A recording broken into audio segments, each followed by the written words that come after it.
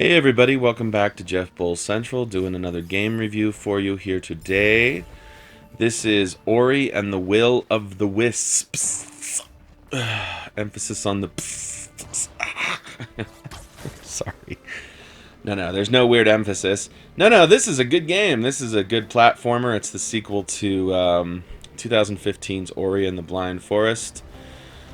Which I played a little, and which I really did thoroughly enjoy because it was, I don't know, it was just so colorful. It was so colorful, and really what was really excellent about that first game was its story because, not only was it a tale worth discovering, basically just on its own narrative, merits. It was really emotional. Like nobody really, all the press that gets slung around video games, and on a day-to-day, yearly, monthly basis. Nobody ever really says, "Oh man, that game made me cry." But can I tell you something? Can I tell you something? YouTube. I say this as a man who's traveled down some bad roads and good ones. That game made me cry. I had the feels for that game. That game really stuck it to me on an emotional level, and so does this one. Just talking about basic story for a moment, like it is so heartfelt and pure of spirit. I don't know if that really means anything to you, but it means something to me. Because it's about loss, and it's about gain, and it's about love and fellowship and companionship and tragedy, and it's just losing stuff and gaining things is so good, so compelling. And Will of the Wisps here, Ori, has more to gain and more to lose. We come to a brand new, heretofore unforeseen portion of this world. And yeah, the story is fantastic. It tugs on all the right heartstrings. Very compelling, very charming. The art direction is amazing. If you get the chance to play this thing with anything close to full 4K HDR resolution, I highly recommend it. Very cool. Sharp, clear, colorful, wonderful. But really where this game stands on its own, and why it is superior to that first game, which was an excellent game, it really comes down to this. They've expanded all the things that needed expanding. They've expanded in ways that you probably didn't see coming if you were a fan of the first one. The world is bigger. The set pieces are bigger. There's more to do. There's side missions, for crying out loud. There's combat. The first one had combat for sure, but this actually makes it so enjoyable.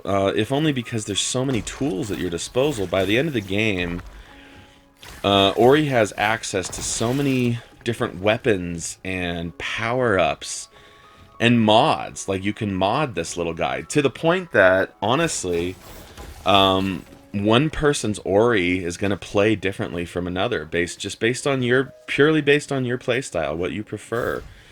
Pretty heady customization, something you really don't find in platformers.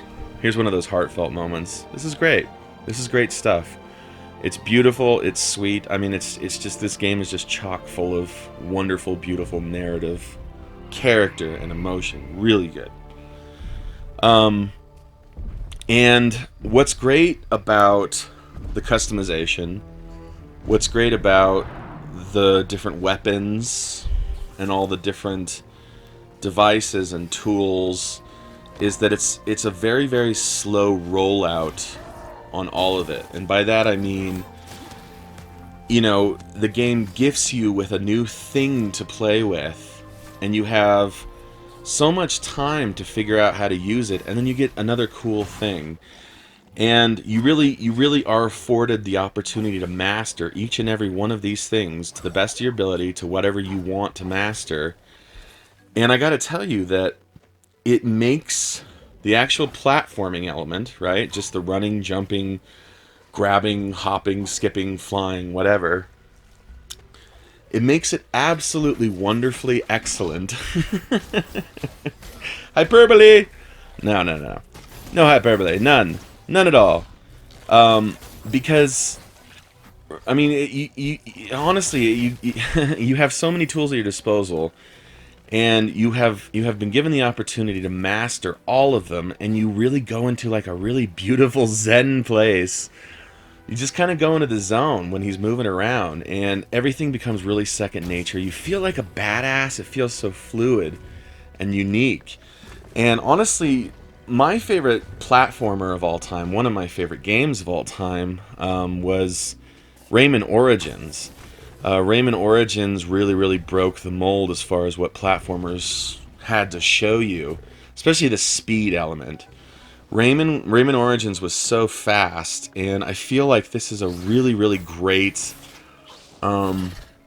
successor, a spiritual ancestor to that Rayman game and Rayman Legends and a lot of other platformers. I mean, let's be honest, there's a lot of really great platformers, but Ori's got it where it counts. If you like platformers, but honestly, even if you don't really have any feeling towards platformers, this is a great game. It really, really is. It's definitely worth your attention. I mean, I was just so impressed, and I was really impressed by Ori and the Blind Forest as well.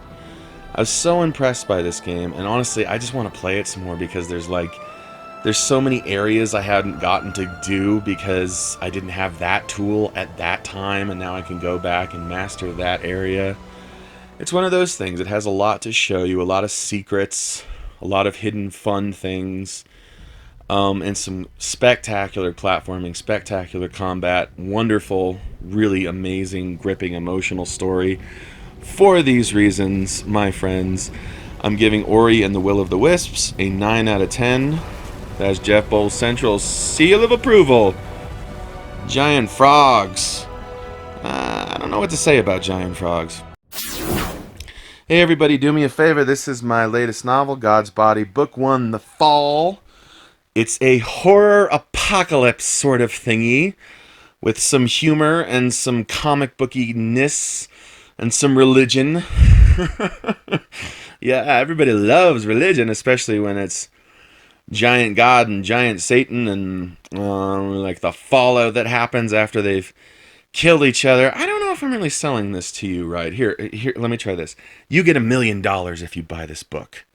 I promise. I promise. I promise. I don't promise. I don't have anywhere close to that much. But you'll like the book.